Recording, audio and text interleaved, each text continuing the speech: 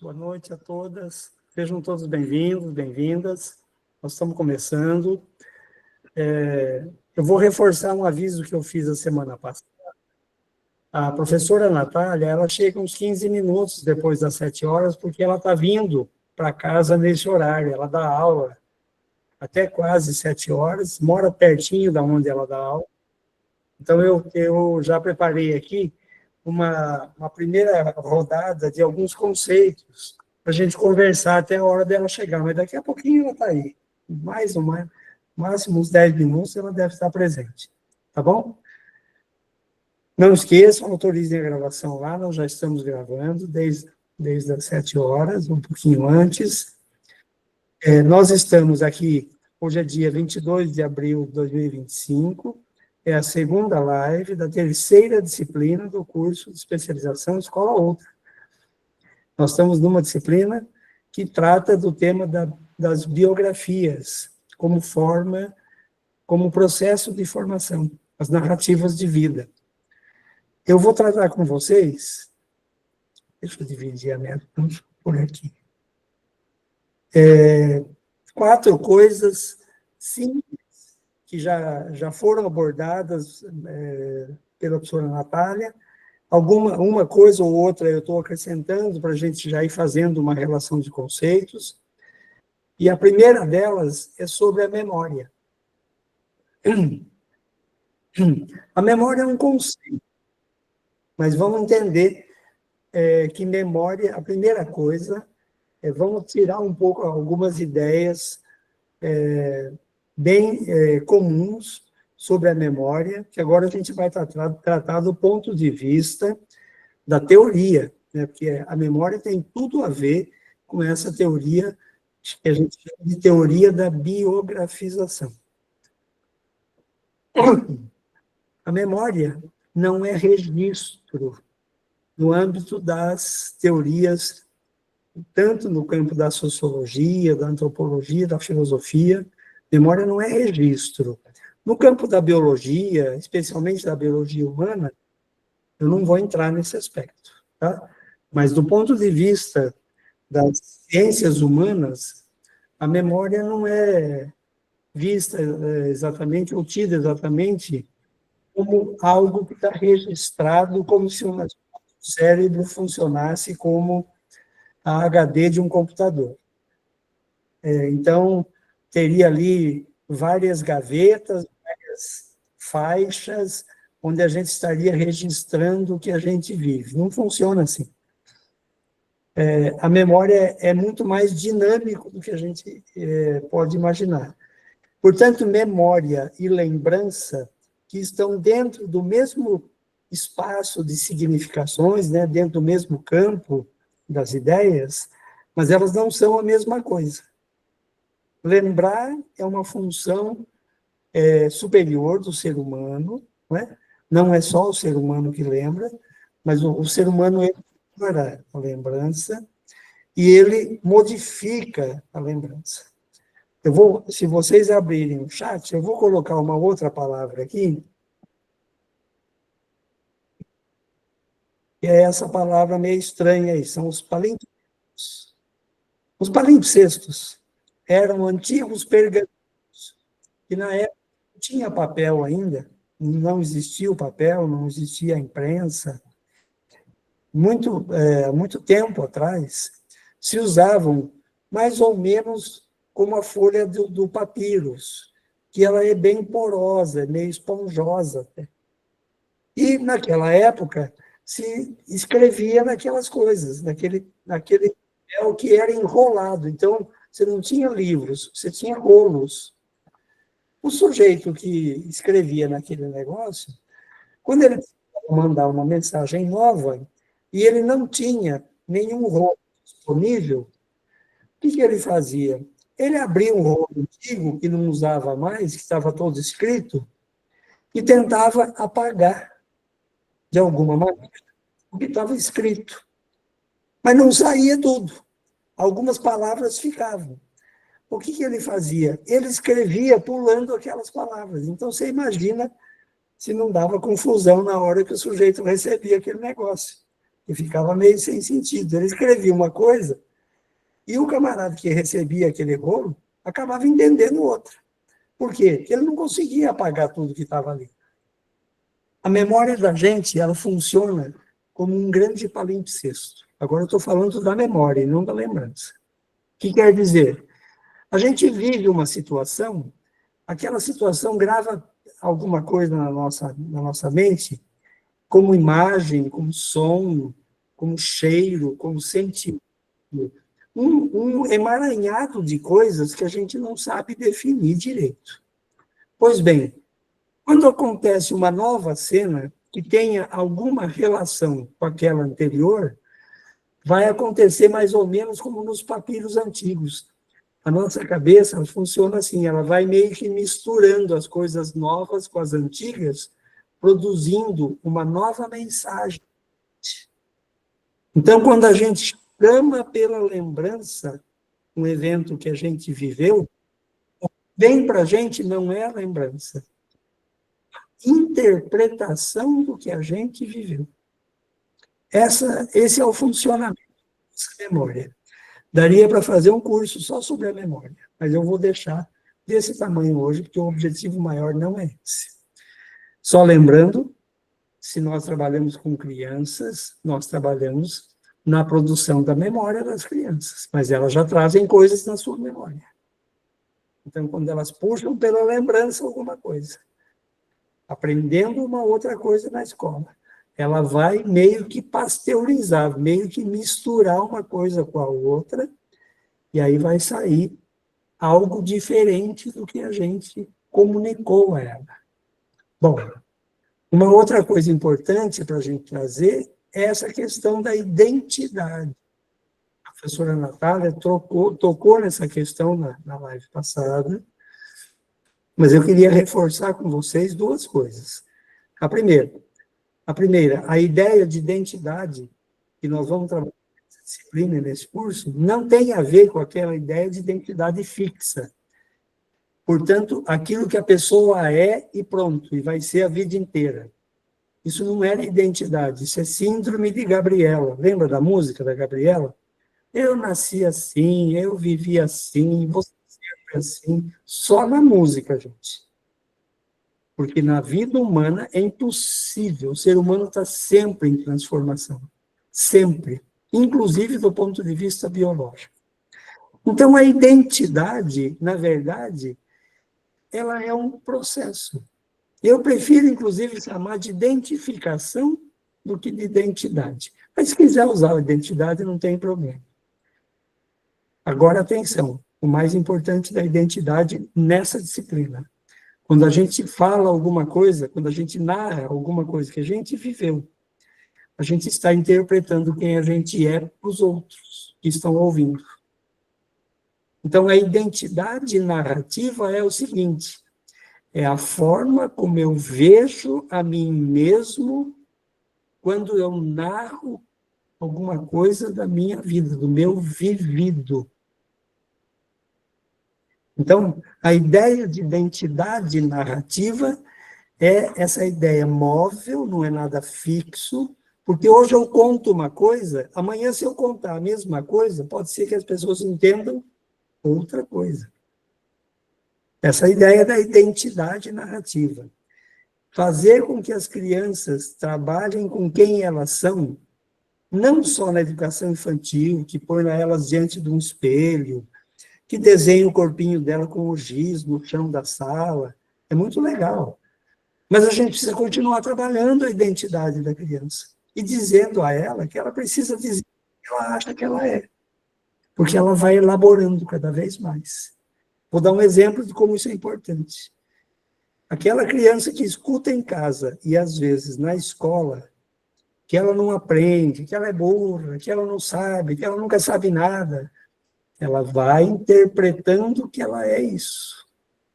E aí, quando aparece um desafio, seja na escola ou seja em outro, muitas vezes ela se fecha, porque ela criou uma identidade com aquilo que foi sendo dado para ela. É muito sério esse negócio da identidade. Uma outra questão importante, o vivido. Essa expressão, o vivido, também é um conceito. O vivido é aquilo que eu vivi. Em certa medida, sim. É aquilo que eu passei, aquilo que eu experimentei, a minha experiência numa dada situação. No entanto, se a gente perguntar onde está o vivido, porque, observe, vivido também é o particípio passado do verbo viver. O que indica que, se a palavra vivido também é o particípio passado, quer dizer que eu poderia perguntar, aonde que está esse passado? Aonde está esse vivido? Eu vou encerrar aqui, porque a professora Natália chegou já. Esse vivido não está em lugar nenhum, a não ser que eu narre a minha vida, já, portanto, interpretando o que eu vivi, e aí eu começo a construir o passado. Mas eu vou ficar por aqui. Eu quero ver a professora Natália vai desenvolver esses e, eventualmente, outros conceitos. Mas na última live, que a gente vai fazer uma revisão, como sempre, eu vou fazendo algumas anotações aqui, e aí a gente volta para poder dar sabe, acho que fazer algo parecido com aquela tabela, né, com alguns exemplos e tal, aquela tabela que eu fiz depois, para ajudar um pouco, tá bom? Boa noite, Natália, como vai, minha filha, tudo bem? Oi, professor, boa noite. Boa noite, pessoal. Roberto, tudo bem? Obrigado de novo. Boa noite. Boa noite. Boa noite. Boa noite. De feriado? Boa noite. Boa noite. Graças a Deus, foi tudo bem. Né? Deu para descansar um pouco, pessoal. Feriadinho bom, né? 4 dias aí seguidos. Deu para dar uma descansadinha aí no meio do caminho, né? Ajuda bastante. E os estudos? Falamos de feriado, isso e aquilo, mas os estudos, como estão?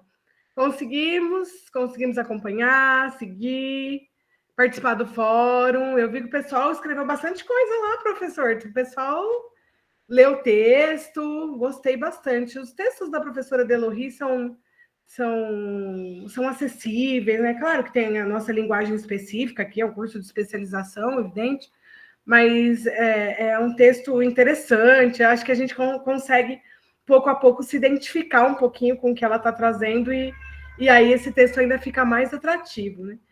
Que bom, fico feliz e desejo que vocês continuem participando, tá? Participem mais, participem comigo aqui no chat também hoje. A gente vai falar, a gente vai se aprofundar um pouco, né, nos assuntos que começamos a falar na live passada, mas tudo dentro do que faz parte do nosso dia a dia, tudo dentro do que faz parte daquilo que a gente já vivencia cotidianamente, tá? Para aqueles que não estiveram, e claro, para aqueles que estavam também, né, comigo na aula passada, tem algumas coisas que eu gostaria de relembrar. Eu vou aqui com vocês, como posso dizer? Compartilhar a tela, que eu sempre sofro aqui para compartilhar essa tela, viu, Roberto? Vou compartilhar a tela com vocês e a gente já retoma, tá? Quero fazer uma breve retomada para a gente poder avançar. Tá indo, tá funcionando aqui meu compartilhamento. Agora sim. Aí vocês só me avisam se está aparecendo, tá?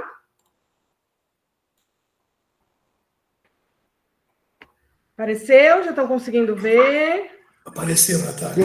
Excelente. Apareceu sim. Tá ótimo. O que eu gostaria aqui de retomar com vocês para a gente poder avançar nas nossas discussões, né? Eu acho que o básico, a premissa básica para a gente avançar. O que são as narrativas biográficas? Esse conceito tem que ter acompanhado vocês ao longo dessa semana de estudos, porque ele é um conceito que vai prosseguir conosco até o fim do curso, claro, né? Até o fim da disciplina, claro. É o assunto central. Mas para eu conseguir me aprofundar, isso tem que caminhar conosco até lá. Isso tem que estar caminhando com você de forma clara para a gente poder, então, avançar. E retomando um pouquinho do que a gente falou na aula passada, né?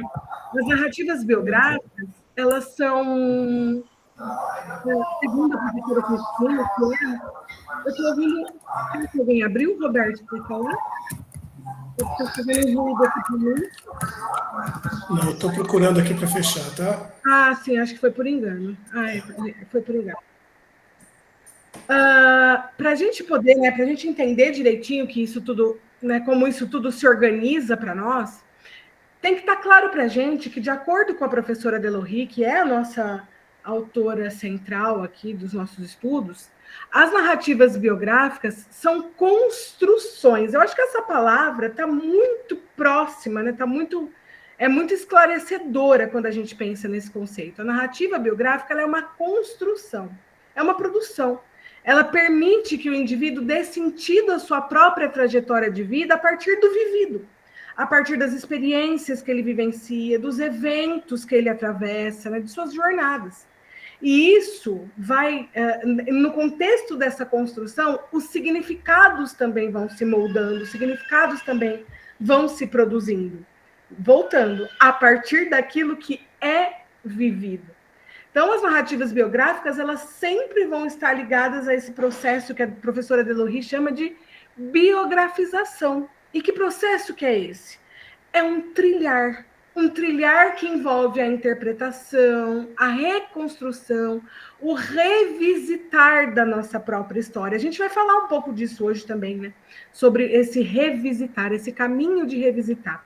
Eu acredito que vocês que estão me acompanhando, né, acompanhando os textos e as nossas falas, você deve estar notando que é um percurso bastante reflexivo, autorreflexivo. E essa é realmente a nossa intenção, trazer essa autorreflexão guiada, direcionada pelos conceitos da biografia, pelos conceitos das narrativas biográficas. E é justamente com esse intuito que a gente vai se aprofundar. E aí, na aula passada, a gente viu um pouco, né? A gente viu um vídeo do professor Leandro Carnal, que ele faz um relato sobre a trajetória dele como professor, né? Ele fala sobre o ser professor, revisitando as suas histórias de vida, as suas experiências como professor, as suas impressões, os significados que ele construiu conforme ele avançou na carreira, né? Ele voltou lá quando ele iniciou, né? Ele contou histórias de quando ele iniciou na carreira e depois falou sobre o momento em que ele já estava com mais de 30 anos de carreira. Então, ele fez esse percurso mostrando para a gente como cada momento, cada relação, cada saber se ressignifica conforme a gente atravessa esses caminhos, essas experiências, conforme a gente vive as nossas jornadas. Então, ele traz para a gente momentos em que, possivelmente, a época que ele viveu tinha um significado, e hoje, né, já com outra situação, já em outro momento de vida, existe um outro, né, ele enxerga de uma outra forma, com uma outra construção, que não exatamente aquela que ele tinha como percepção à época, né, naquele contexto. Porque o contexto é outro, as características são outras, os significados são outros, tudo se modificou. E é evidente que os saberes sobre essas experiências também acompanham esse sistema de ressignificação. Feitas esse resgate, né? Feito esse resgate, que é algo que a gente discutiu na nossa aula passada, eu parto então da onde a gente parou. Eu começo aqui pelo assunto do qual a gente parou na aula passada, né? A gente visitou um pouco do vídeo do professor Leandro Carnal, falou um pouco sobre como ele trilhou essas experiências, e aí agora a gente avança então para tratar sobre a dimensão formativa da narrativa biográfica. E aí eu quero chamar a sua atenção para esse título, a dimensão formativa da narrativa biográfica. Por que eu fiz esse parênteses aqui para chamar a sua atenção? Porque para a professora Delohry, a narrativa biográfica tem esse caráter de formar, ele tem esse caráter de formação. E a gente vai entender por que ela vê dessa forma, como isso acontece. A primeira coisa que a gente precisa entender é que a narrativa biográfica atua como um sistema de interpretação. Então, ela não é... Vocês vão ver que mais à frente a gente vai voltar um pouco nisso, vai se aprofundar um pouco nisso. Uma narrativa biográfica, ela não é simplesmente o relato de um fato. Não é somente isso. Ela consiste, conforme a gente pontuou agora há pouco, numa construção que nos possibilita ressignificar pela interpretação, pela organização, pelos novos significados atribuídos às experiências vividas. Então, observem que a narrativa, a narrativa biográfica, ela é um sistema, ela é um processo. Ela não é tão simplesmente um dado concreto ou um fato específico.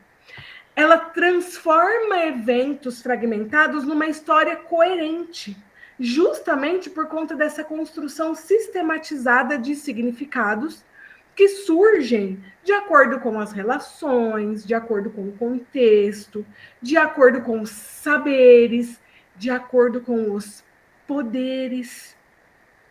Professora, a gente já passou pela de Foucault, né? Nessa disciplina, eles já passaram pelo Foucault. Ah, perfeito. Então, com certeza, durante a disciplina em que vocês estudaram o professor Michel Foucault, vocês certamente analisaram um pouquinho sobre o conceito de poder que ele traz. E dentro das teorias de Foucault, o poder não é esse poder que a gente está acostumado, que corriqueiramente a gente trata no nosso dia a dia. Ele é um exercício que se inscreve nas nossas relações. Eu exerço poder, vocês exercem os seus poderes. Isso não quer dizer que necessariamente haja uma hierarquia dentro do conceito Foucaultiano, não. O exercício do poder molda relações. E é evidente que as narrativas também se inscrevem nessas circunstâncias. O lugar de onde eu narro traz significados que são específicos deste lugar.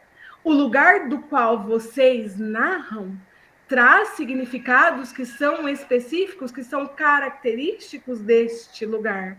Percebem? Então, cada relação, cada saber traz para as narrativas um tom, traz para as narrativas características que são específicas do seu contexto, das circunstâncias em que elas se inscrevem. E ao reconhecer e revisitar as histórias, conforme a gente falou agora há pouco, os sujeitos podem, então, desenvolver uma prática que é reflexiva. Uma prática que, justamente por ser reflexiva, contribui, então, para o reposicionamento que cada um tem sobre as suas perspectivas futuras. E aqui, eu já começo a introduzir um pouquinho do assunto principal da nossa aula de hoje, que são os projetos. Os projetos de vida e os projetos de si. O nosso fórum dessa semana trata sobre esse assunto em específico. Então, a gente vai fazer toda uma construção conceitual aqui, todo um estudo, até chegar nos significados que a gente vai atribuir para esse conceito, tá bom? Claro, dentro do texto proposto para essa semana, que ainda está dentro do livro da professora Delohry, tá? A gente ainda está ali. Vocês estudaram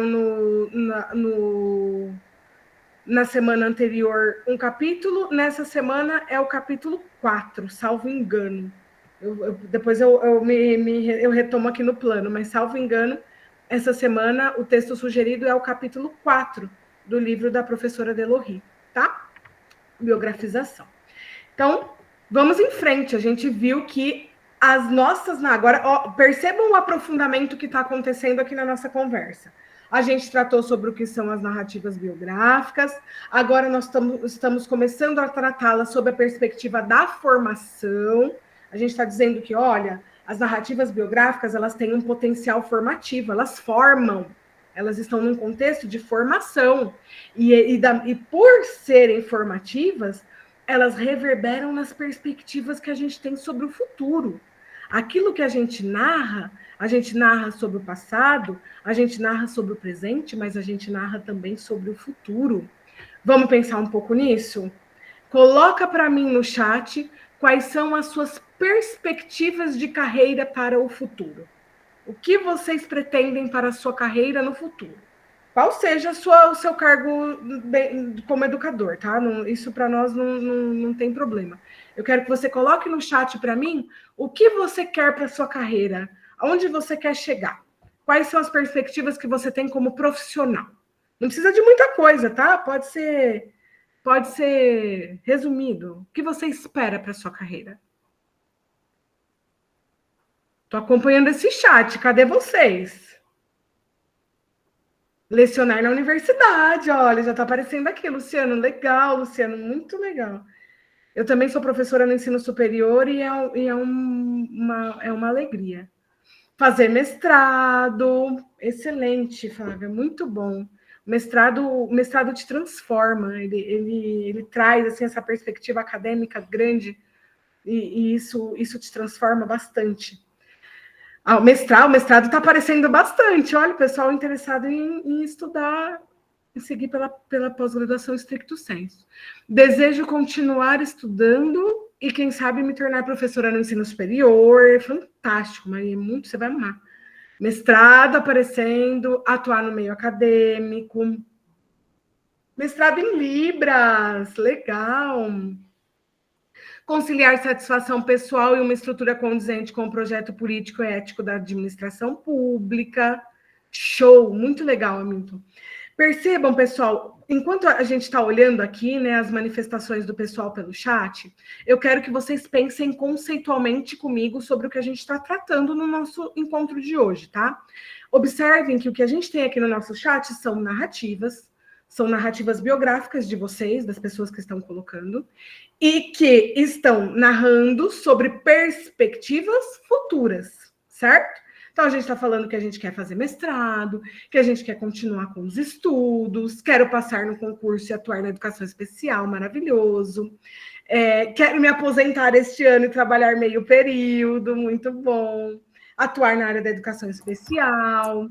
Quero continuar aprendendo e contribuir com a educação, pretendo me aposentar, bastante aposentadoria. Quero evoluir minha carreira acadêmica na psicologia clínica. Muito legal, olha. Voltando à questão do pensamento conceitual. Observem que essas perspectivas futuras que estão contidas nessas narrativas que vocês estão vendo aqui no chat estão totalmente alinhadas com o contexto de vida de cada um de vocês. Não é isso? Olha, eu tô vendo aqui várias pessoas. Quero me aposentar. Nem todos escreveram quero me aposentar. Por quê? Porque para alguns a aposentadoria ainda é algo mais distante, para outros ela é algo mais próximo, que já se vislumbra. Eu já tenho mais tempo de magistério, eu já tenho mais tempo de exercício profissional, então eu já vislumbro a aposentadoria, já pretendo parar para fazer outra atividade. Um professor iniciante talvez não esteja vislumbrando a aposentadoria com este mesmo olhar. Por quê? Porque o contexto é outro. As relações são outras, os saberes são outros. E vejam como isso se modifica a cada contexto, como isso se modifica a cada experiência de cada sujeito.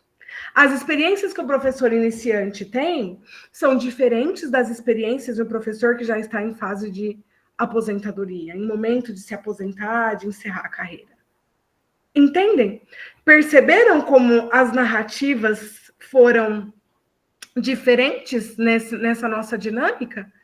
E o sentido dela foi justamente mostrar isso para vocês, que a gente narra o nosso passado, a gente narra o nosso presente, mas a gente também narra o nosso futuro.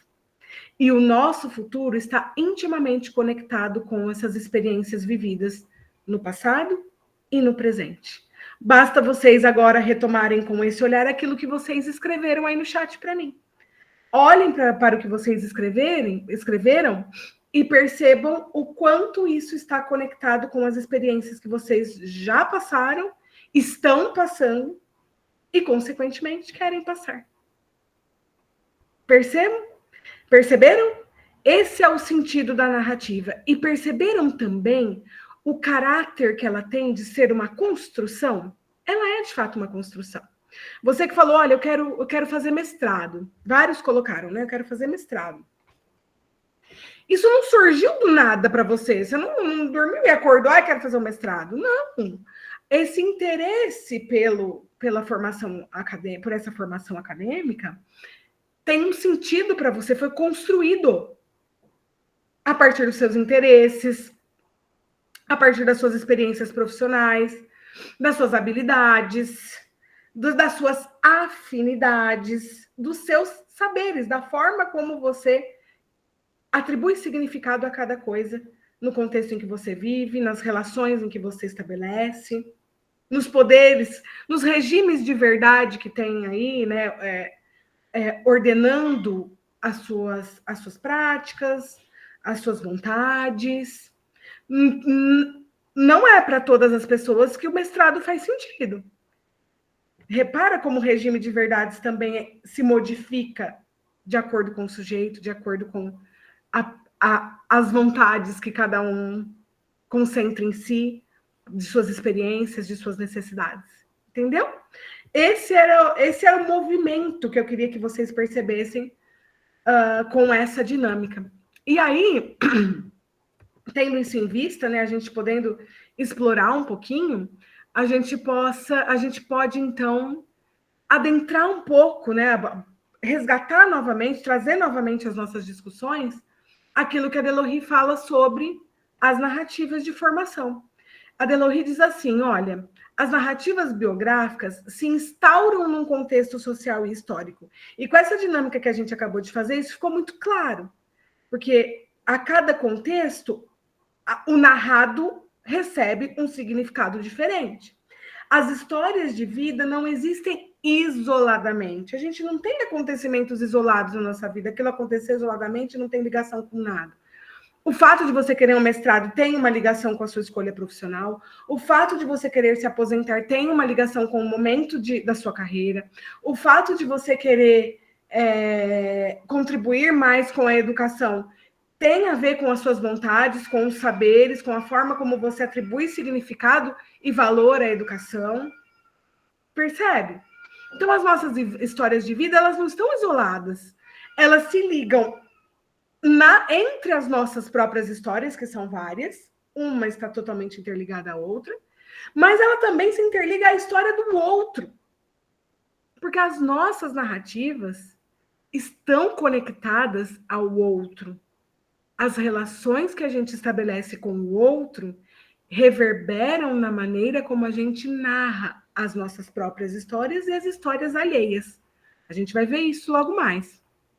Assim, o relato biográfico não serve só para uma construção individual, mas também para nos posicionar cada um de nós no cenário que envolve os saberes que temos sobre valores, sobre normas, sobre dinâmicas coletivas, sobre verdades, sobre poderes, sobre relações. As narrativas biográficas que nós construímos, as nossas construções biográficas, não só revelam fatos sobre a nossa história, mas nos posicionam dentro da nossa história. Esse é o ponto. E cada narrativa tem o seu próprio formato. Cada narrativa tem a sua própria característica. Por isso que esse posicionamento se modifica conforme nós avançamos nas nossas vivências, nas nossas experiências. Tudo vai se modificando, tudo vai se transformando.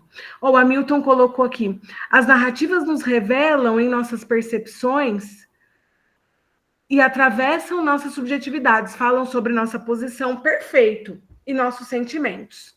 No e com o mundo, não à toa, há previsão de não ter mais docentes, porque cada vez mais os estudantes não querem estudar licenciaturas.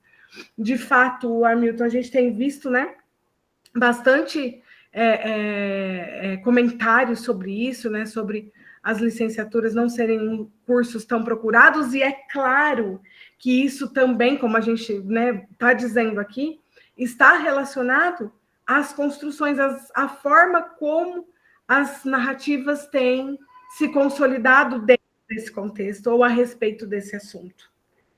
Cada um de nós tem construções que estão feitas sobre alicerces individuais, mas também sobre os alicerces alheios. Aquilo que a gente tem com o outro, a relação que a gente estabelece com o outro, também nos constitui, também nos constrói. Matheus, quer falar? Levantou a mão? Oi, professora, boa noite. É Boa só uma complementação e uma dúvida também, né? Que o texto ele usa de alguns conceitos um pouco complicados, né? Que eu achei um pouco difícil, tipo de... Deixa eu até encontrar aqui para não ler, não falar errado. Biografemas, né? Quando ele fala da importância da narrativa do outro para nossa formação, né? Tem uma frase, eu acho que no último parágrafo, quando a Delohie está fazendo uma conclusão, né? Ela diz: a narrativa do outro é, assim, um dos lugares onde experimentamos a nossa própria construção biográfica, né? Onde ela pode deslocar-se, reconfigurar-se, alargar seu horizonte, onde ela se põe à prova como a escrita de si, né? Então, esses biografemas seriam, no caso, as coisas que a gente se relaciona com a narrativa do outro. Exatamente, Matheus, tem tudo a ver com isso. Para a Delohie, né, a Delohie utiliza o conceito de biografema para descrever fragmentos significativos da vida de um indivíduo, né, de um sujeito, que ao serem narrados, né, quando a gente narra, revela aspectos que são essenciais de sua identidade e trajetória. E esses biografemas não são só eventos marcantes, mas são detalhes cotidianos, são temáticas interpretadas e ressignificadas, que constroem uma narrativa biográfica a partir daquilo que é alheio, a partir daquilo que se vivencia com o outro ou pelo outro.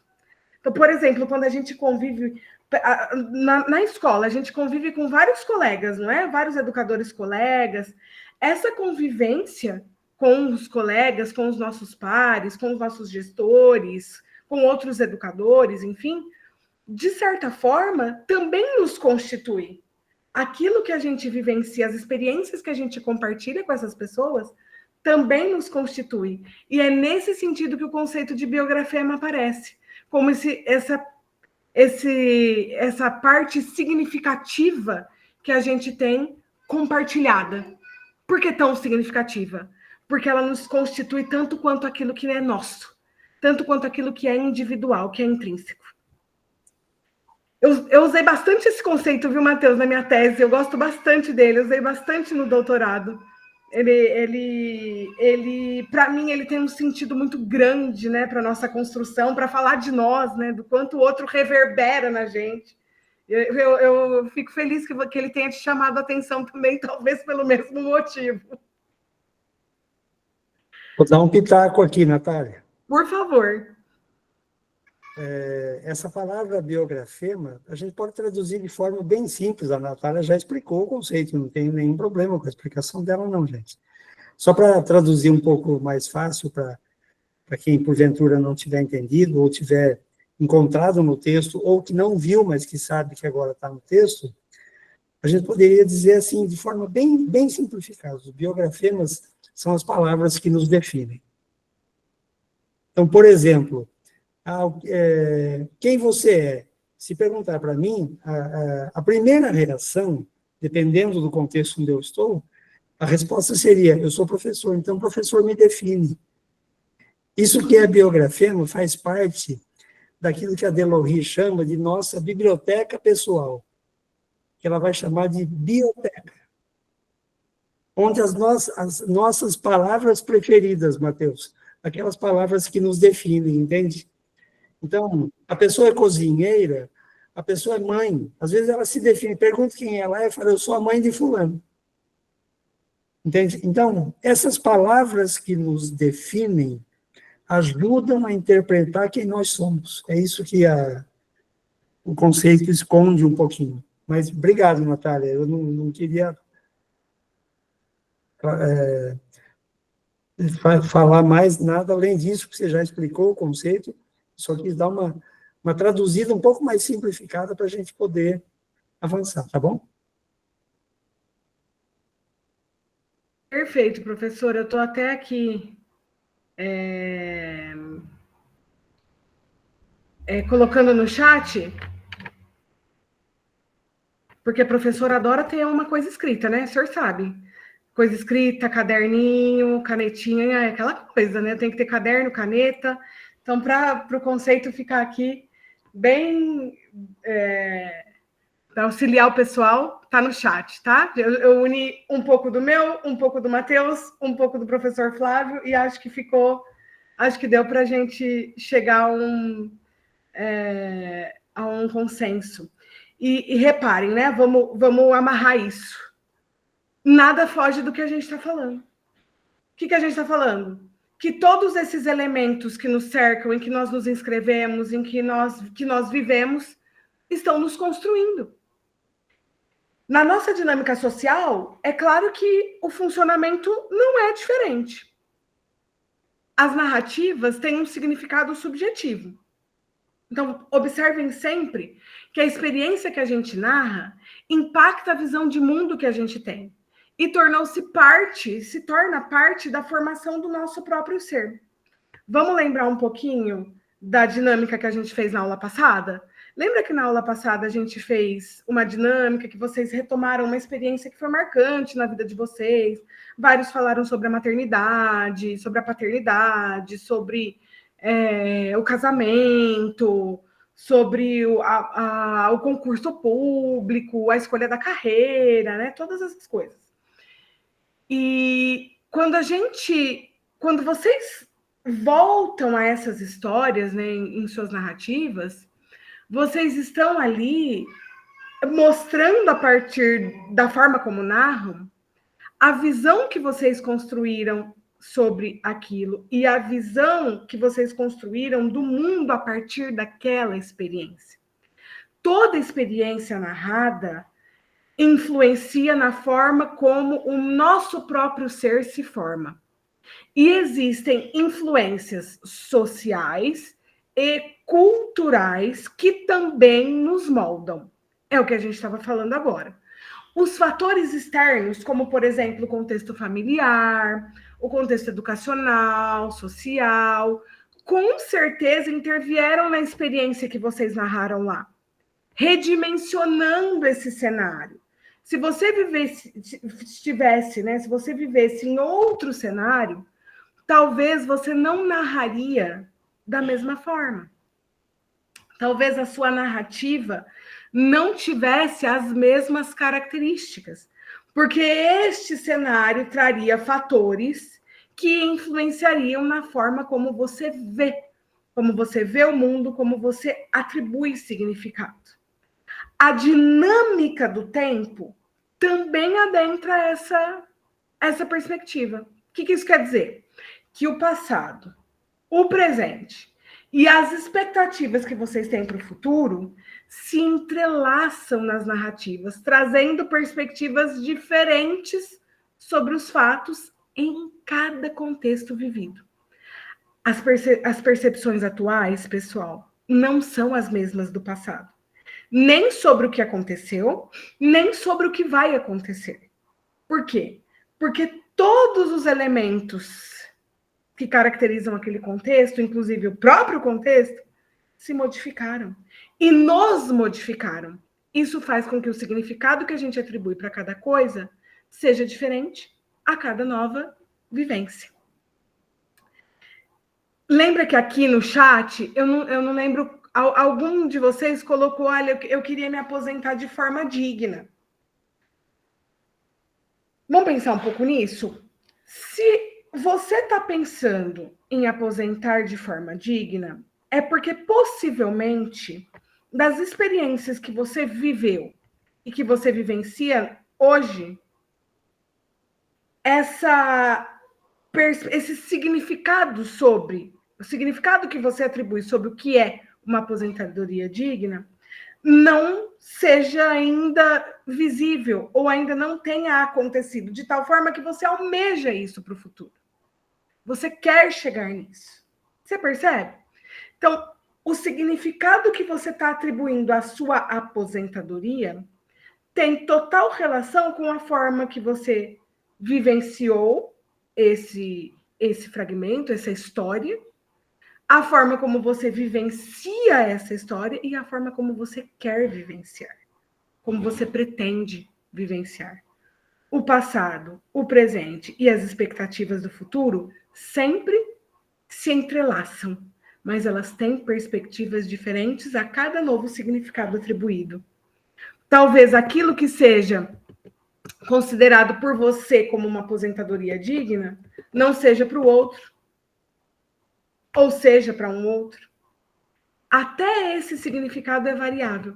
Por quê? Porque ele também depende de um contexto, ele também depende de um saber. O saber que se tem sobre o que é aposentar, sobre o que é encerrar a carreira, sobre o que é dignidade, sobre o tempo desse acontecimento. Percebeu? Tempo. Temporalidade reconfigura a biografia. Temporalidade está relacionado com a reconfiguração da biografia. Você viu que eu disse assim para você aqui no final, ó. O passado, o presente e as expectativas para o futuro se entrelaçam nas narrativas, trazendo perspectivas diferentes. Não foi isso? Isso nos conduz a perceber que... Opa, saiu uma coisa ali. Tá aparecendo tudo bagunçado para vocês, assim? As letras? Uma coisa esquisita ali, um código, será? Sim, tá. Está. Meu Deus do céu! Sim. Deixa eu mexer aqui, vamos ver. Ah, você tá assim na apresentação? Não, na apresentação não tá. Pera lá, vamos tentar de novo. O que é isso daí, gente?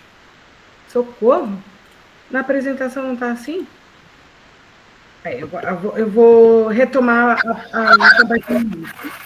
Parece que tem caracteres da Bélgica, eu acho que tem uns caracteres belgas ali, eu acho que é. Ou daquela... Eu devo ter apertado alguma coisa aqui, menino. Só pode ser, né? Com certeza. Olha lá, voltou. Eu consegui voltar para a letra. Tá, todo mundo tá vendo normal agora, né? Não tá tudo assim, né? Então, pronto. No slide anterior, o que a gente disse? Olha, o tempo, as dimensões temporais vão reconfigurando os nossos significados, os nossos saberes, as narrativas. O que isso significa? Que a temporalidade reconfigura a nossa própria biografia. A construção biográfica tem uma dinâmica. O que quer dizer isso?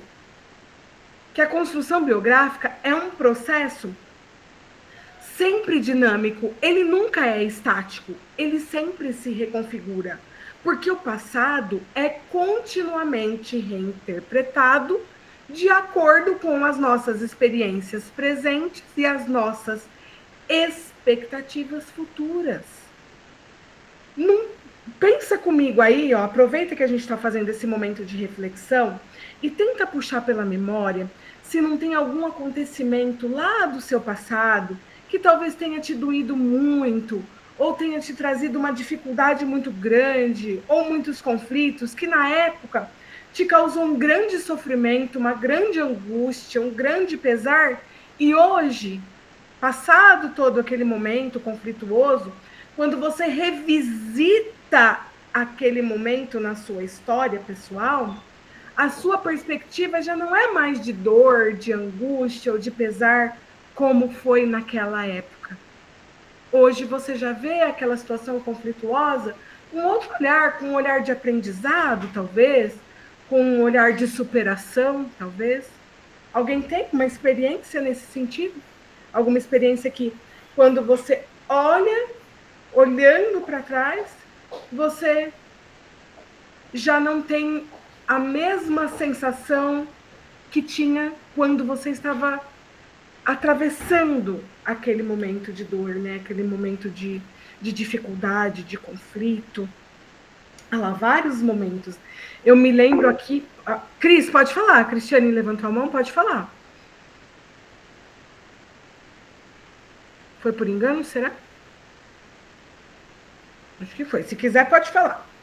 Eu me lembro que quando eu descobri que eu estava grávida do meu primeiro filho... Professora. Pode falar, Cris, pode falar. Boa noite a todos. Boa noite. Eu lembrei de uma situação que eu morei com a minha avó, né? E eu fazia o xixi na cama, desde quando, assim, até os 12 anos, como eu morava com ela, então tinha algumas coisas que fazia com que toda noite ela me explicava que eu tinha que ir no banheiro, mas como eu tinha medo de dormir sozinha, então eu fazia xixi na cama, eu tinha medo de levantar. Quando eu acordava, já tinha feito. E aquilo ali me causou muitos traumas, porque eu nunca entendi o porquê acontecia, por que ela me batia, né? Às vezes ela pegava todos aqueles panos e passava no meu rosto para que eu não repetisse, mas não tinha jeito.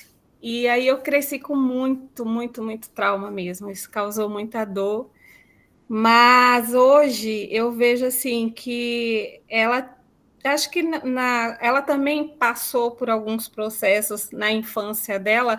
Eu consegui compreender ela porque eu acho que ela também conviveu com essas questões de disciplina, né? Então, a forma que ela foi criada, a cultura também do local ali onde eu morava, né? Era tudo batendo, né? Então, eu vejo assim que, assim, um pouco de conhecimento dela também, da forma de me educar, que aquilo ali era um processo que eu estava passando de medo, se eu tivesse um acolhimento, alguma coisa que pudesse me ajudar, talvez, né, ela compreendesse, mas eu acho que ela também tinha pouca informação. Então, hoje eu não olho ela com aquele rancor, com aquela raiva. Isso é libertador, né? Porque quando você carrega isso, tem gente que fica a vida inteira remoendo coisas do passado e acaba não vivendo aquilo que está de melhor na sua frente, né? Então, é isso. Obrigada. Cris, obrigada pelo relato maravilhoso, né? Totalmente pertinente aqui com o que a gente está discutindo. E eu estou vendo o pessoal, né, colocando no chat enquanto você está falando situações, né, que também fizeram parte de suas vivências e muitas com dor, com rancor, né, com tristeza, com conflitos. E eu acho que da sua fala e das narrativas que a gente tem aqui no chat tem muitas coisas que a gente pode extrair, né? Muitas. Como vocês puderam perceber, né, essa relação que ela teve, esses momentos difíceis, principalmente para uma criança entender, deixa bastante claro para a gente o quanto o outro reverbera em nós, que é algo que a gente tem falado aqui, né? A gente estava falando até agora, o quanto as experiências do outro, aquilo que o outro os significados que o outro constrói e atribui, o quanto isso reverbera nas nossas próprias construções. As verdades que a gente traz, né, que nós trazemos como absolutas e que são possivelmente advindas de relações alheias, relações com fragmentos alheios. Então, percebam que aquilo que é do outro nos constrói. Isso não é uma crítica, nós não estamos aqui falando, que coisa. Não, a gente está constatando a partir da teoria que a gente está estudando para essa semana, que as nossas experiências não são construídas por fatos exclusivamente individuais, mas também por aquilo que a gente vive com o outro.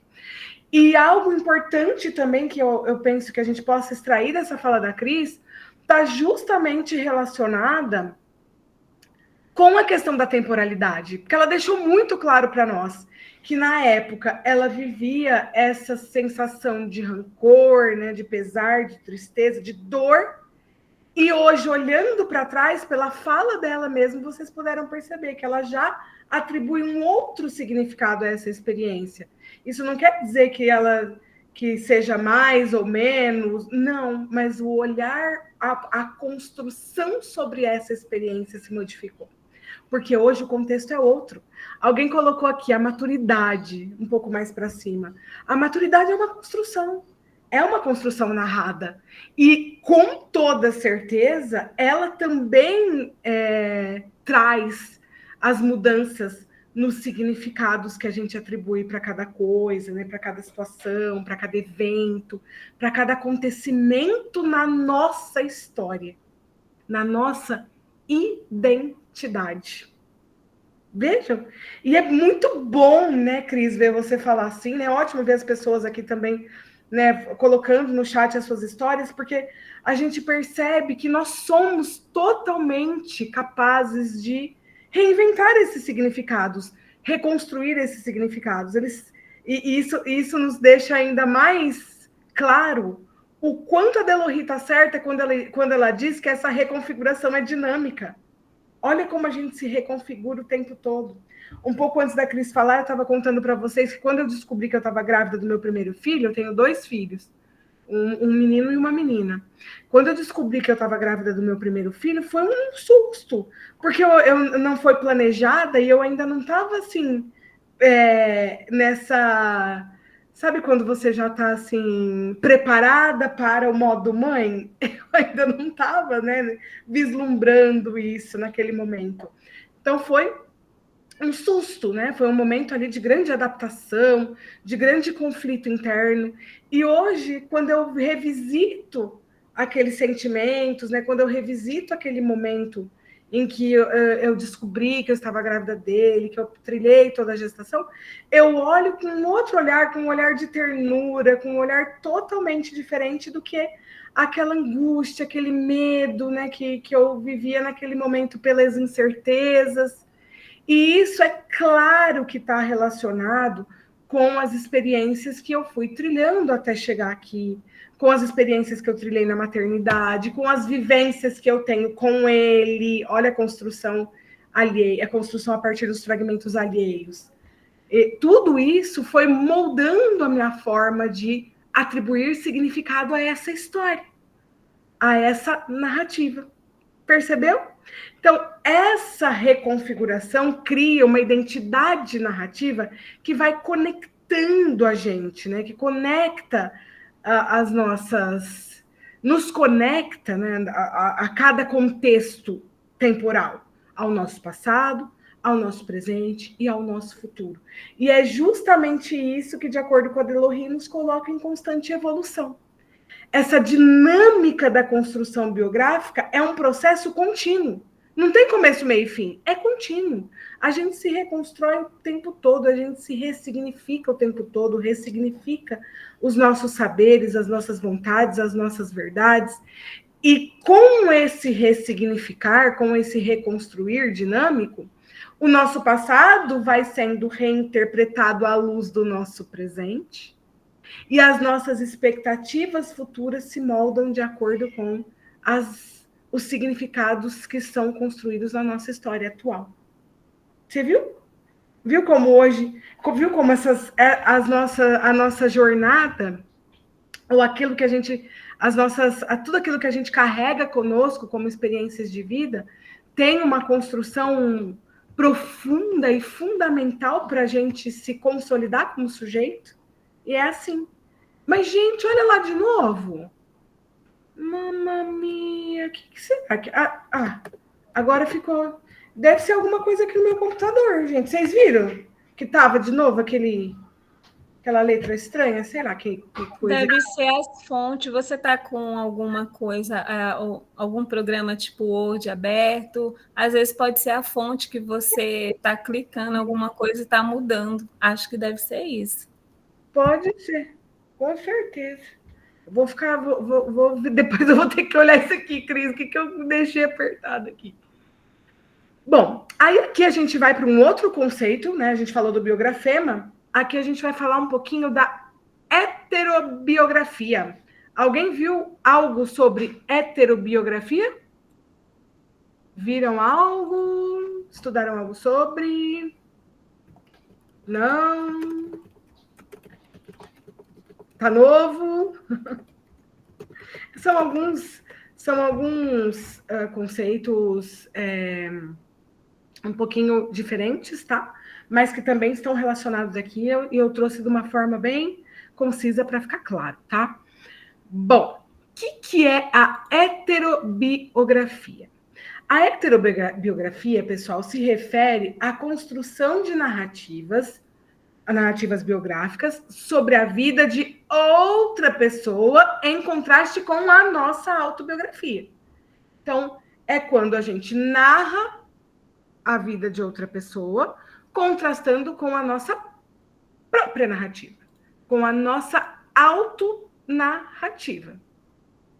A narrativa do outro oferece uma oportunidade para a gente refletir sobre a nossa própria construção biográfica.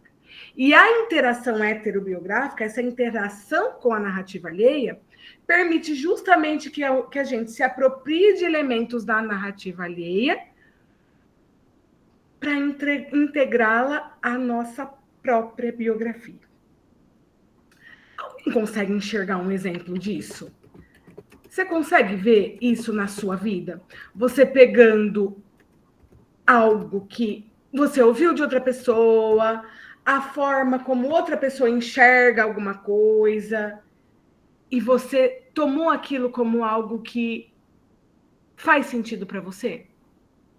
E aquilo se torna uma verdade para você? Você já viveu algo nesse sentido? Professora, eu já. Um exemplo, quando a gente está agora aprendendo com você. Um exemplo, eu não sabia o que significava isso. Aí agora eu sei, me apropriei desse conhecimento. Se alguém falar amanhã, nossa, eu aprendi isso ontem, vou começar a usar isso como uma verdade naquele momento para mim. E vou levando, repassando. E assim é todo o aprendizado da gente, né? O que a gente aprende com o outro, às vezes não tinha tanto sentido. Aí, quando a gente começa a se apropriar daquele conhecimento, buscar mais, aí ele vai fazendo sentido e vai se tornando uma verdade para a gente, né? Ô, Jaque, eu achei seu exemplo fantástico. Sabe por quê? Porque você trouxe esse conceito para dentro da sala de aula. Vamos pensar na gente como professor, como educador? Aquilo que o professor fala na sala de aula, como que chega para o nosso aluno? Exatamente. Não é? Não é uma relação heterobiográfica? Vamos pensar assim? É uma interação em que as narrativas pessoais do professor estão ali convivendo, né? Ou acontecendo conjuntamente com as narrativas dos nossos alunos. Então, são narrativas pessoais e alheias. Às vezes, assim, não é porque a criança não entende o que o professor... como eu tive bastante dificuldade de aprendizagem, acredito que eu estou sempre tendo, mas como agora eu tenho mais conhecimento de buscar por aquilo que eu tenho dúvida, a criança, às vezes, quando está aprendendo ali algo com o professor, me fica, ela é burra, não consegue, os outros usam esses conceitos, mas não é. Às vezes, ela só vai conseguir aquele aprendizado lá na frente, quando ela começar a aprender a buscar mais, né? Eu aprendi isso, eu vou lá buscar mais um pouquinho sobre isso, e assim indo, e assim construindo. Aí depois, tudo aquilo que ela aprendeu na sala de aula, puxa vida, isso eu fui aprender agora, né? E é bem isso, acho que cada um tem o seu momento dos conhecimentos fazerem sentido para eles, né? Exatamente isso. É exatamente isso. Vocês querem ver um exemplo? Bom, eu estava me lembrando de uma situação aqui. Eu tive uma diretora... Eu trabalhei com uma diretora muito bacana, e ela sempre dizia que por trás de uma história, sempre há uma outra história. Então, não se deixe levar pela história única. Já assistiram a História Única da Chimamanda? Conhecem o vídeo da História Única da Chimamanda? Tem gente levantando aplauso, pode ser que conheçam. Se não conhecem, depois eu vou deixar o link como sugestão, tá? Essa diretora dizia: não se deixe levar pela história única dos fatos. Por trás de uma história, sempre existe uma outra história.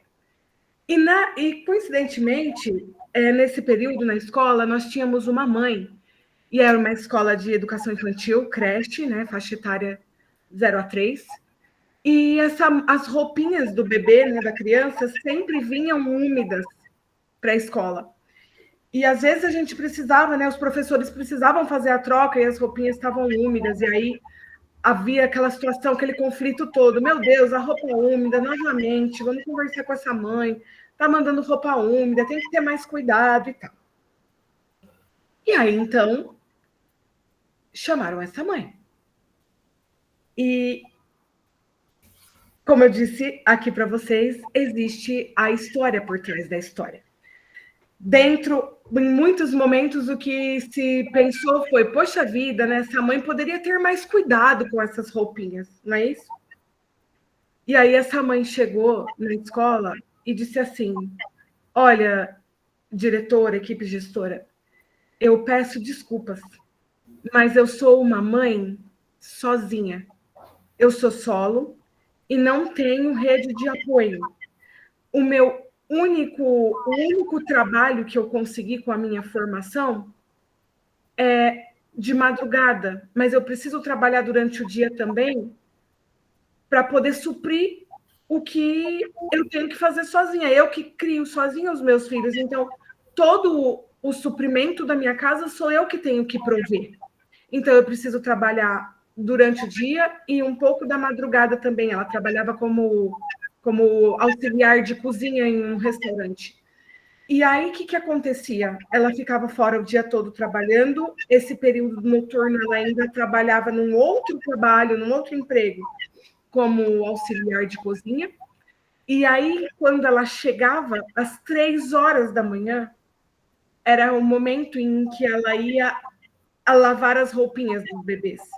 Lavar a roupinha, arrumar a mochila. Só que essa mãe não tem uma máquina de lavar.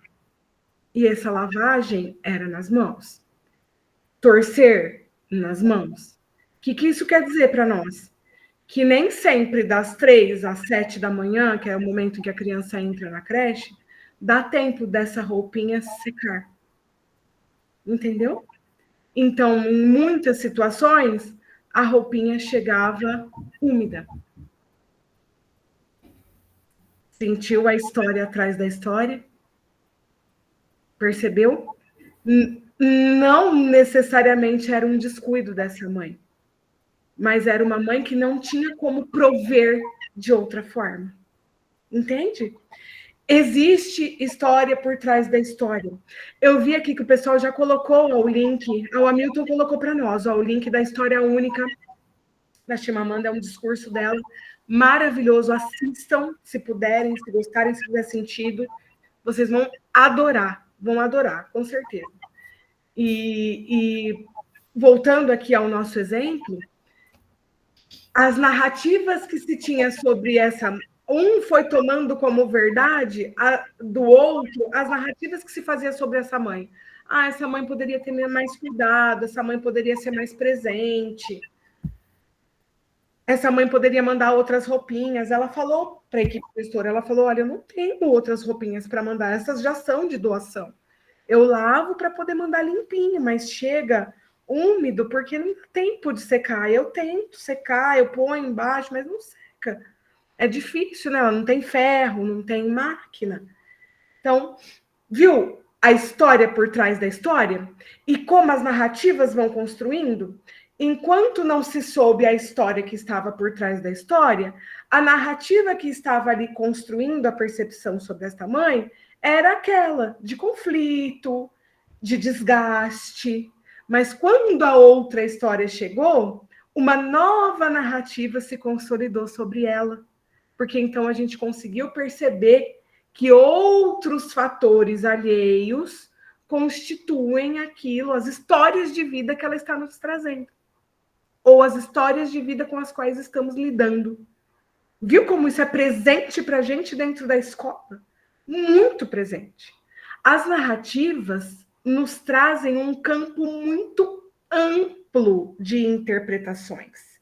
A identidade não se forma somente a partir da introspecção ou somente a partir daquilo que está dentro da gente exclusivamente. Até porque esse dentro exclusivamente é questionável. Mas também por meio dessas relações, das relações sociais que a gente trava, das trocas narrativas que a gente tem com o outro. Ao ouvir e compreender a trajetória alheia, o sujeito, então, também reflete sobre a sua própria história, ampliando a sua visão de mundo, ampliando a compreensão que ele tem sobre si mesmo. Então, aquilo, né, a forma como aquela mãe trouxe para a gente a sua história de vida, certamente modificou a forma como a gente narra as coisas também. Porque a partir daquele momento a gente se deu conta que efetivamente sempre existe uma história atrás de outra história. A gente não pode se apegar a esse... É muito difícil a gente, depois de conhecer, ter a mesma atitude, né? Então, depois que a gente conhece e vê o que já aconteceu, eu acho que a gente vê a história de uma maneira completamente diferente. Kátia, fantástico que você falou. E aqui, né, enquanto você falava, eu fui segurando alguns pontos, mas para mim o principal da sua fala, eu modifiquei completamente a minha forma de pensar, completamente a minha forma de agir sobre aquela questão. Gente, isso é poderosíssimo. É para vocês verem na prática como as narrativas nos transformam, nos modifica. Modifica os significados que a gente está atribuindo a coisas presentes, atuais. E de uma forma muito dinâmica. Repara, ela estava agindo de uma forma, ao tomar ciência da história, né, das outras histórias, das outras narrativas, dos outros elementos que compõem aquele contexto, os significados que ela atribuía àquela situação conflituosa se modificaram de tal forma que a sua própria postura se modificou. Os seus próprios comportamentos, os seus saberes sobre aquela situação. Percebe? Você viu como isso é forte para nós? Como as narrativas nos transformam a esse ponto? Para a gente fechar isso, eu quero retomar aquilo que a gente viu com o professor Karnal. Naquele vídeo que o professor Karnal traz para a gente, né, os seus relatos, assim como a gente ouviu agora, ele reflete sobre essa ideia de que, ao ouvir e compreender a trajetória dos estudantes, o professor também reflete sobre a sua própria construção biográfica, ressignificando a identidade pessoal dele. Quando a gente reflete a história do outro, a gente está refletindo a nossa própria história. O Karnal, naquele vídeo, compartilha reflexões sobre a docência, sobre o impacto que os professores têm na vida dos alunos, e essa experiência reverbera na ideia de que as trajetórias individuais de cada um não se formam isoladamente, mas sim no diálogo com outras histórias. Nós somos sujeitos totalmente conectados uns aos outros, em saberes, em poderes, em verdades, em desejos. O vídeo do Karnal ilustra como a escuta e a observação do percurso de outras pessoas contribuem para as construções biográficas pessoais nossas, que é um conceito-chave para a compreensão do papel da heterobiografia na formação dos educadores. Então, o encontro das nossas narrativas pessoais com as narrativas alheias no nosso campo de atuação, na educação, com certeza nos constitui, com certeza nos forma, porque as narrativas têm esse poder formador, que é o que a gente veio falando aqui ao longo desse encontro. Isso nos forma, isso age diretamente na construção da nossa identidade. A Kátia colocou ali no chat, ó, eu chorei muito de vergonha. Olha a identidade dela se modificando, a forma como ela ressignificou essa relação e esse saber. Tudo a partir do encontro heterobiográfico entre as narrativas. Estou trazendo para um pensamento conceitual, tá, pessoal? O fato narrado eu estou trazendo para um pensamento conceitual, para a gente entender como isso tudo acontece. Para a professora Delohry, então, esse é um trecho do livro, né, um trecho do capítulo que a gente está estudando. A narrativa do outro é, assim, um dos lugares onde a gente experimenta a nossa própria construção biográfica. Quando a gente narra o outro, a gente narra nós mesmos também.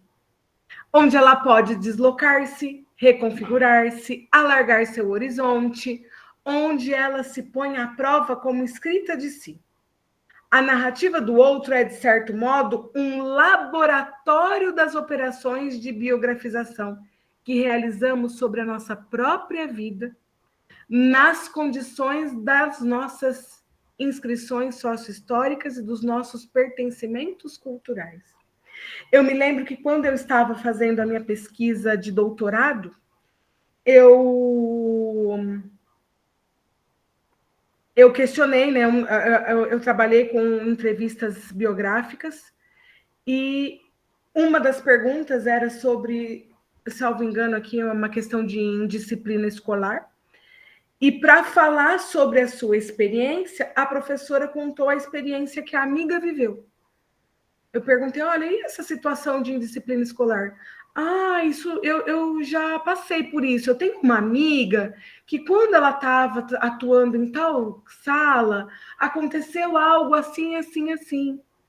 Para narrar as percepções pessoais que ela tem sobre aquela situação, ela construiu uma narrativa sobre uma experiência alheia de outra professora que trabalhava com ela.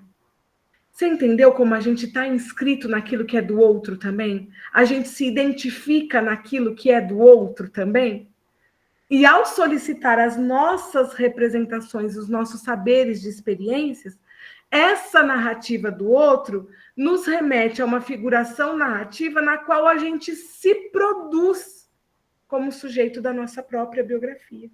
Então, quando ela contou a experiência que a professora amiga dela viveu, para falar sobre como ela percebe aquela situação, sobre como ela entende que aquela situação seja, ela estava produzindo a sua própria biografia a respeito daquele assunto, se encontrando na história de outra pessoa.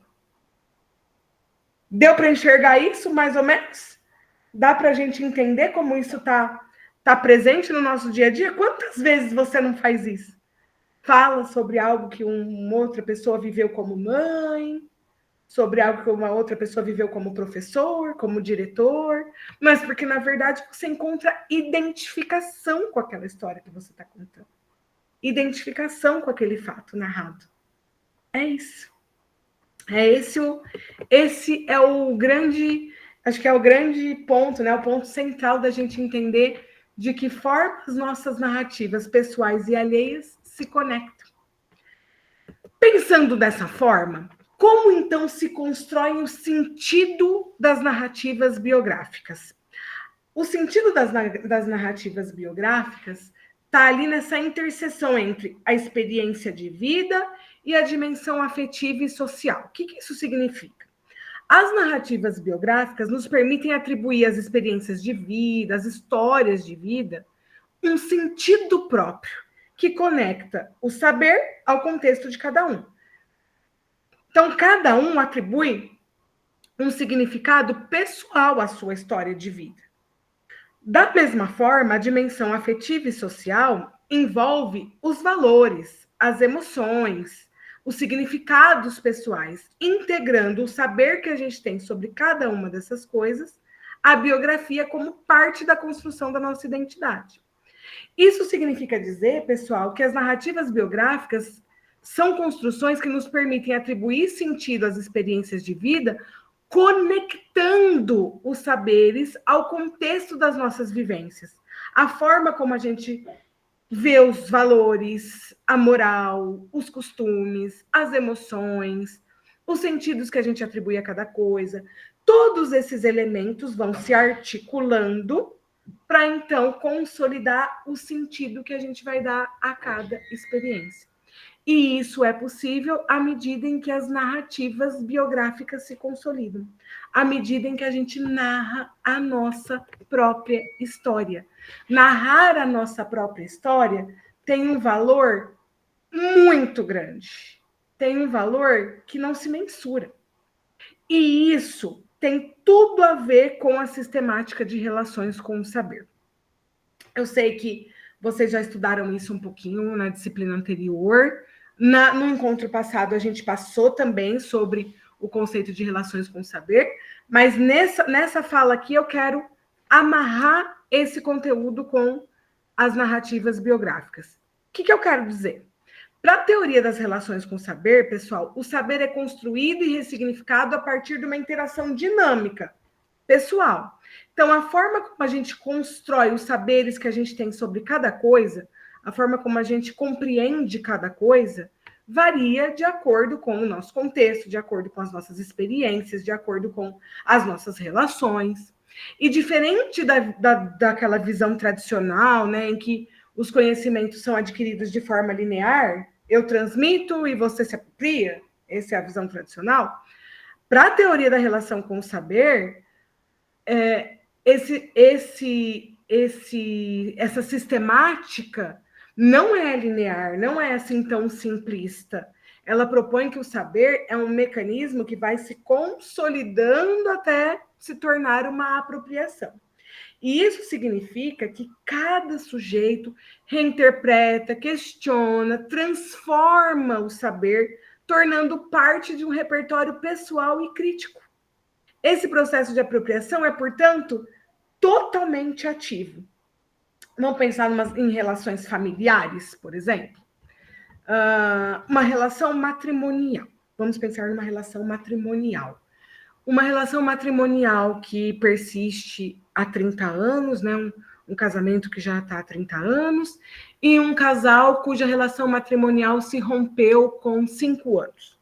Então, o casal se separou ali 5 anos após o matrimônio.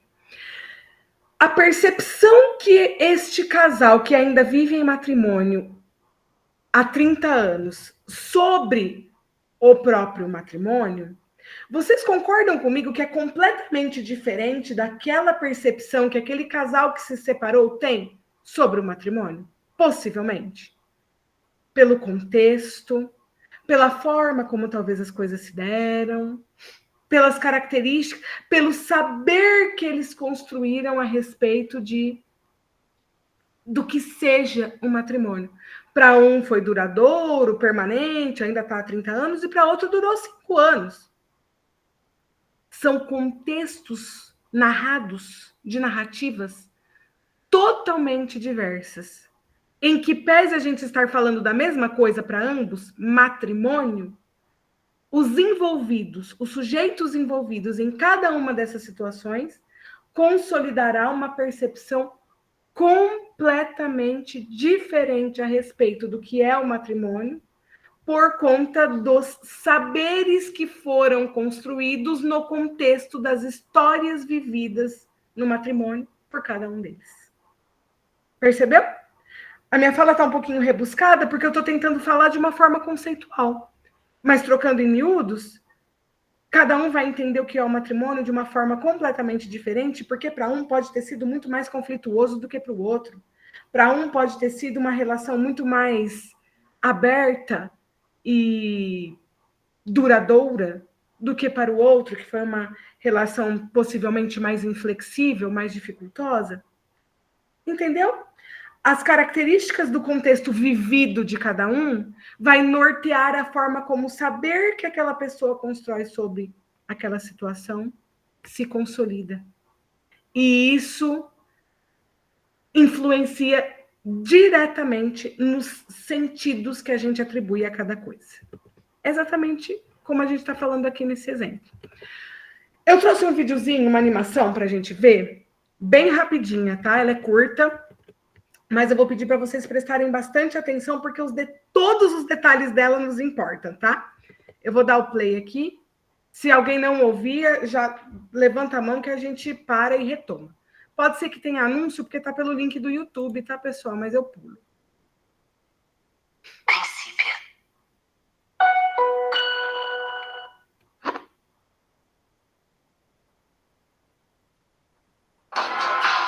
Quem espera mais de suas viagens merece o BTG. Agora sim. Opa. Quem espera espera mais de um banco merece atendimento 24 Vai voltar, tá, pessoal? Desculpa, eu que mudei a tela.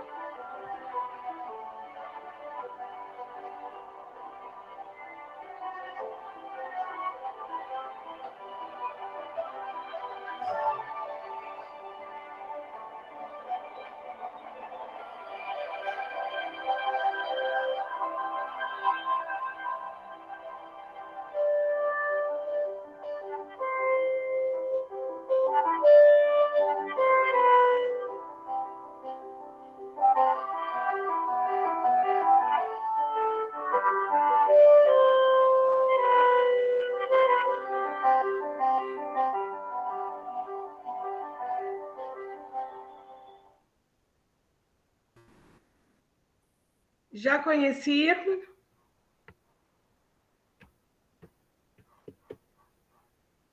Invista na melhor plataforma de Deixa eu tirar investimentos. aqui, peraí, pronto. Já conheciam? Já? Não? Alguns sim, olha lá. É um curta e a gente vai entender um pouquinho do que ele está trazendo para a gente sobre as narrativas que vocês viram lá. Não são narrativas faladas, tá? Vamos pensar? Quero que vocês me digam aqui no chat qual foi a sua percepção sobre as narrativas que você observou no filme Brilhante. Pensa lá. Tudo que aconteceu, né? O Brilhante, como começou, como as coisas caminharam. Me diga o que você percebeu das narrativas que esse curta trouxeram para nós.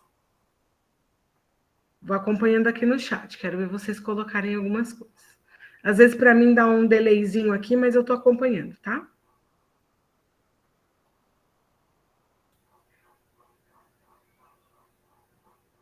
Todos tinham ideia, ele não se encaixava no modelo padrão.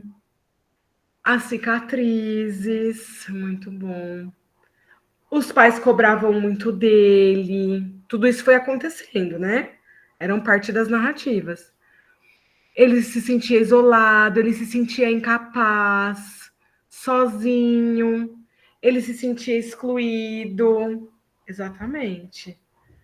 No final ele teve ideias, mas no final ele teve ideias e se quebrou de tantas ideias que ele tinha dentro de si.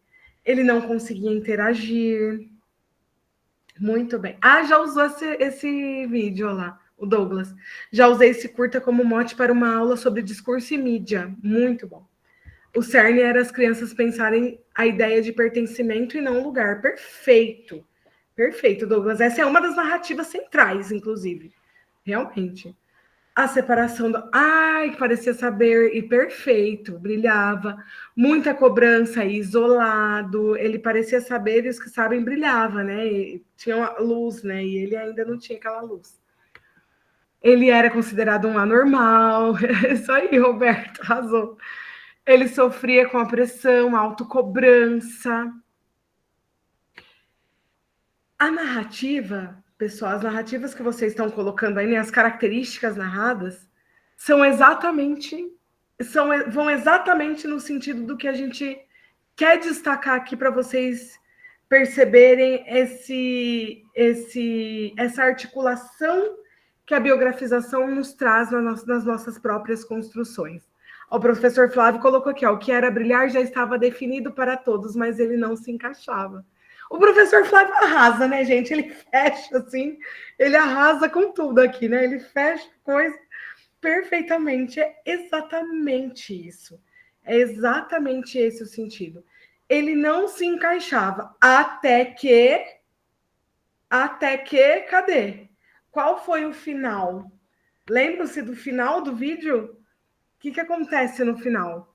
Ele mesmo não se aceitava por não entender e por ser diferente, até que resolveu se aceitar e desenvolver suas ideias e pô-las em prática, sem se importar com o que os outros viam.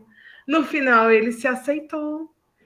Temos várias narrativas possíveis para aquele final, né? Ele teve ajuda, lembra? Ele pega os adesivos, tudo é metafórico, tá, gente? Ele pega os adesivos têm cor, tem luz, tem cor, lembram-se disso? Então, tudo isso vai nos mostrando como a nossa história pessoal se modificou. Vocês acham que a história dele se modificou conforme o curta foi acontecendo? Conforme a história foi sendo narrada? A história pessoal dele se modificou? Ele era um no começo e no final era outro? Sim? Sim, olha lá. Vamos nos aprofundar um pouco mais nisso? Vamos entender um pouquinho mais o que se passou aí? Primeira coisa que eu quero destacar. A história de Brilhante é um jovem que se sente perdido e sem brilho, certo? Acho que isso é um consenso para nós. Reflete o processo de construção biográfica em que o indivíduo enfrenta os desafios internos e externos para encontrar sua própria identidade. Ele estava passando por isso? Lembra o comecinho do vídeo? Ele estava, as crianças rindo dele, ele no cantinho, o pessoal falou aqui, ele estava isolado. Não era isso que aconteceu? Não foi isso que aconteceu? Então, ele estava num processo de construção em que desafios próprios, internos dele, das vivências familiares e externos, estavam conflitando ali para que ele pudesse chegar à sua identidade. Aquela metáfora das lâmpadas que brilham de acordo com o estado emocional e os acontecimentos, alguém colocou também aqui, que tinha uns que brilhavam mais, outros brilhavam menos. Essa metáfora, pessoal, simboliza as expectativas e as relações de saber e poder que vão moldando a trajetória de vida de cada pessoa. Então, cada um se comporta, se posiciona de forma diferente nos contextos em que nós vivemos. Uns com, metaforicamente, mais luz, outros, metaforicamente, com menos luz, assim como a gente viu no curta. Cada pessoa constrói a sua identidade de acordo com as suas perspectivas pessoais, que são influenciadas pelas externas, lembra disso? Ao conhecer uma luz que não brilhava intensamente, lembra aquela luzinha pequenininha que saiu de dentro do armário dele? Saiu uma luzinha pequenininha. Ele conheceu aquela luz, mas ela era autêntica. Ela não era igual a todo mundo. Alguém colocou aqui agora que tinha vários iguais. Ela não era igual a todo mundo, mas ela tinha luz própria. Ao se deparar com aquela luz, O Brilhante, então, inicia esse processo de educação de si. Ela traz para ele a possibilidade de ressignificar aquela situação em que ele se encontrava.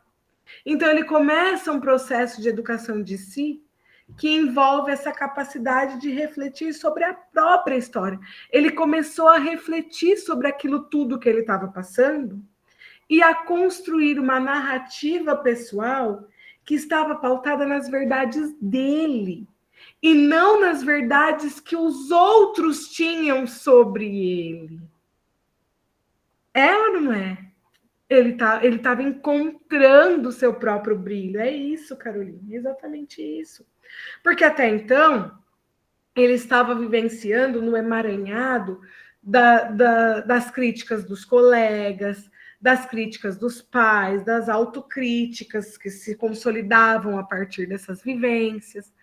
Quando ele se depara com a possibilidade de ressignificar essa situação, esse estado pessoal, ressignificar essa característica de sua identidade, ele se torna, então, capaz de refletir e reconstruir a sua própria história, com uma nova narrativa pessoal, agora fortalecendo as suas próprias experiências. Estamos indo pelo caminho? A mensagem final desse curta, pessoal, é que cada indivíduo, todos nós, vocês, eu, professor Flávio, Roberto, todos nós, temos o nosso próprio brilho. E isso ressoa, isso casa muito profundamente com a ideia de que a biografia de si, a nossa própria biografia, é um processo que sempre estará e está em constante construção. Nós somos protagonistas nesta construção. Sempre seremos. O Brilhante era o protagonista. E ele se deu conta. Ele se deu conta disso, não se deu? Quando ele teve a oportunidade de revisitar a sua história e construir uma nova narrativa, ele se reinventou, porque os significados também eram outros. Faz sentido? Fez sentido isso? Dá para a gente se ver um pouquinho nisso. Todos os dias a gente não vivencia essas situações conflituosas? Sempre. E o revisitar, o narrar novamente, o reconstruir é sempre possível. Sempre possível.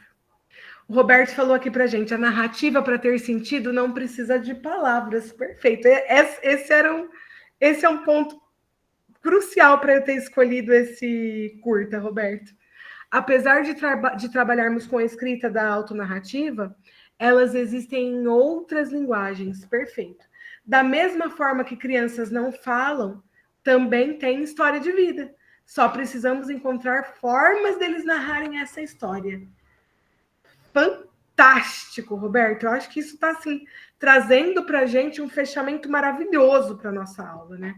A gente está falando de narrativas e é claro que as nossas construções aqui no campo da pós-graduação, né, são quase sempre escritas, mas isso não tira o valor que as narrativas não escritas têm.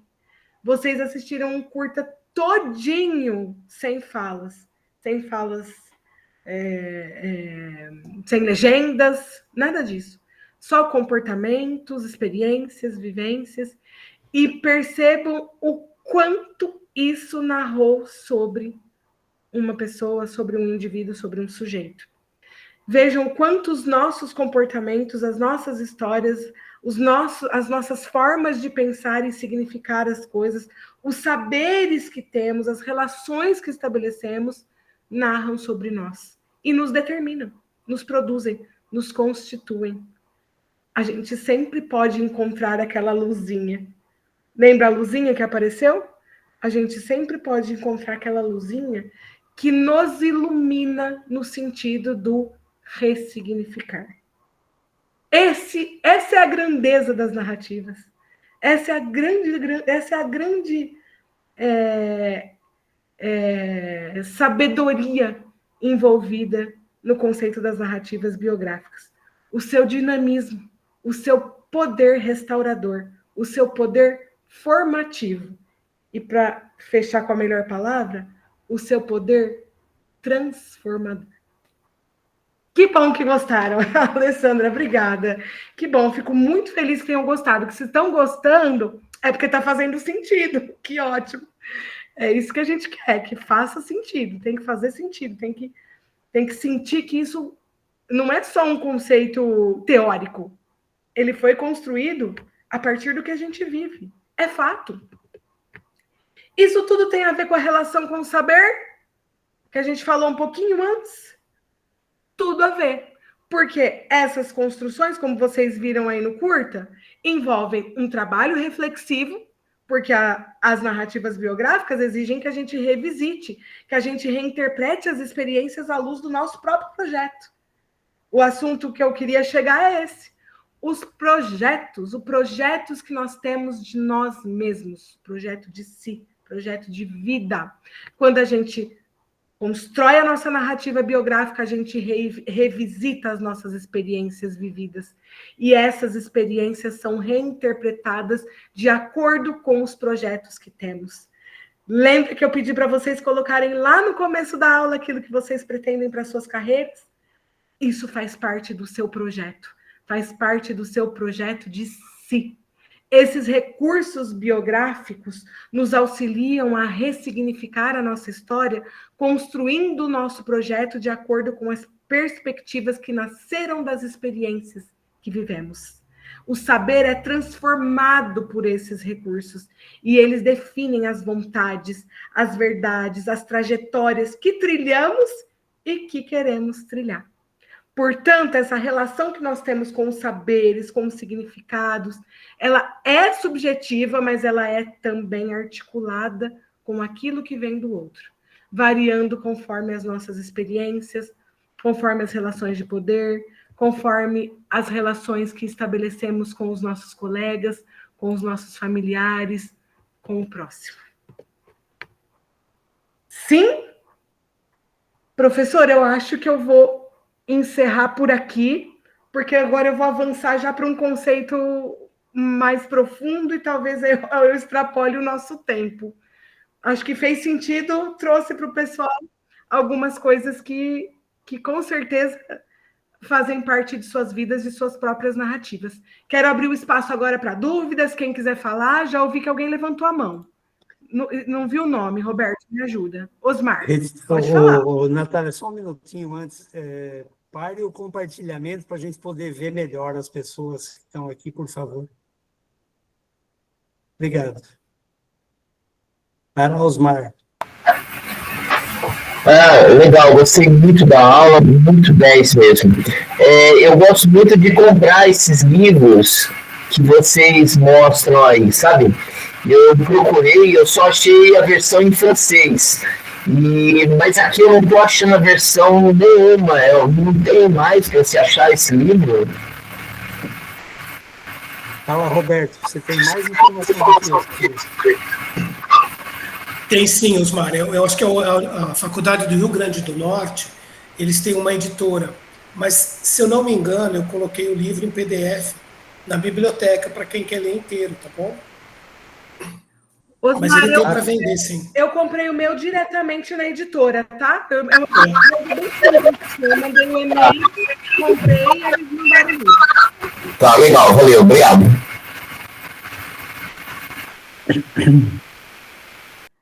Alguém mais gostaria de falar alguma coisa sobre... Foram muitas reflexões, hoje foi um pouco profundo. Acho que eu puxei o pessoal aqui, professor. É aquela história de pôr a pulga atrás da orelha. Mas eu vou fechar com uma pulga mãe de todas. Não só o curta-metragem, o anime que a Natália mostrou, mas tem uma coisa que cada vez mais vai ficando claro para mim, que é a seguinte: o que as palavras querem dizer? As palavras não querem dizer absolutamente nada, porque o sentido das palavras não está nas palavras, mas está na relação da gente com os outros. Então, eu estou pegando aqui, por exemplo, ali a palavra brilhante, mas pensa um pouco na escola que trabalha com crianças, você que trabalha com crianças, que vai encontrar com elas amanhã, às 7 da manhã. Ao longo de um período na nossa vida, desde que nascemos, é a palavra do outro que nos define. A começar pelo nosso próprio eu, no nosso nome. A gente vai ouvindo aquele nome pelo qual chamam a gente. Com o tempo, a gente acha que a gente é aquele nome. E quando alguém pergunta para você quem você é, a pessoa responde, eu sou a Maria, eu sou o Roberto, eu sou a Natália. Não, Maria, Roberto, Natália e Flávio são só nomes. Você não é o nome. A história que você constrói a partir do seu nome é você. Só que a professora Delory Monvergui, que a Natália está citando frequentemente, né, desde a live passada, ela diz uma frase interessante. Ela diz assim, a gente não narra a vida porque a gente tem uma história. A gente tem uma história porque a gente narra a vida. Olha que interessante. A gente não tem história de vida antes de narrar a história. Sabe por quê? Porque a história que nos emprestaram, que criaram sobre nós, é a palavra do outro. Enquanto nós deixarmos a palavra do outro nos definir, nós não sabemos quem nós somos. E quando nós procuramos tomar a palavra sobre nós próprios, a minha palavra que me define, como aquele exemplo que eu dei, por mim próprio, é absolutamente libertador, emancipador. Por quê? Porque os outros podem dizer o que querem, o que quiserem sobre mim. Mas chega um momento da vida que a gente tem que aprender.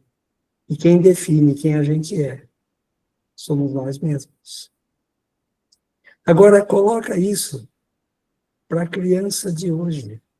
Será que ela vai ter que esperar ter 30, 40, 50 anos para ela definir quem ela é? Esse é o projeto de si. Não, pergunte para ela quem ela é. Deixa ela se definir. Principalmente, não deixa uma nota definir ela. Não deixa uma nota baixa definir a criança. Nem uma nota máxima, viu? Não deixa uma avaliação mal feita definir ela. Não deixa uma coisa sem sentido definir ela. Não, a vida não terminou, não.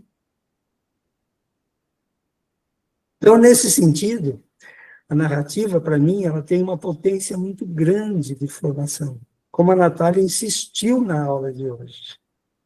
E a Natália tem esse jeito leve de tratar as coisas que eu adoro, porque tem hora que eu olho para ela e falo, eu tenho a impressão que ela está sentada na sala com as crianças conversando. E é muito bom, porque ela fala com leveza. Isso é muito interessante. Leve essa leveza, essa coisa de se interessar pelo outro, na forma como ele se define, você vai ter uma outra sala de aula na sua frente. Entende? Faz elas falarem quem elas são. Faz elas falarem quem elas gostariam de ser também. E por mais que elas criem uma imagem de si baseada em estereótipos, né? Uma atriz de novela, ou do cinema, ou uma youtuber, ou qualquer coisa desse tipo, pergunte para ela o que nessa pessoa te encanta. Porque aí, talvez, ela passe um período da vida dela batalhando para encantar os outros também com quem ela é. Então, vamos deixar essa pulga hoje, Natália. A palavra em si não diz nada, mas a minha palavra sobre mim me define. Então, que a palavra que vai te definir daqui para frente seja a sua própria. Que a palavra que vai definir a criança que está na sua frente seja a dela mesma. E aí nós teremos uma grande chance de ter de ter uma escola outra. Olha eu já fazendo discurso de novo, né, Natália? Eu não perco a oportunidade. Graças a Deus, professor. A gente está aqui escutando essas... Nossa, isso é mais que uma lição. Roberto, te interrompi, pode falar. Não, eu queria aproveitar essa aula que as pessoas estão gostando para que eles se inspirem e façam atividade da autonarrativa da disciplina 1, né? Era só isso. Isso, aproveita, bem lembrado, Roberto. Vai definindo quem você é, mas se você não escrever, meu filho, nós vamos ter que dizer quem você é para você agora. Fala sério. Gente, não. Pessoal, vamos, não se percam em outra. Não fica assim se apegando a que é uma coisa muito rebuscada, muito difícil. Não. Dá o que é possível. Ofereça o seu melhor dentro daquilo que é possível. Faça aquilo que faz sentido para você e coloque lá para a gente poder discutir juntos aqui, no nosso próximo encontro. Terça-feira... Não posso esperar. Quero... Olha, um abraço de novo, Fia. Gente, Muito vamos falar obrigada. boa noite a todo mundo. Boa noite. Boa noite. Boa noite. Boa noite. Boa noite. Boa noite. Boa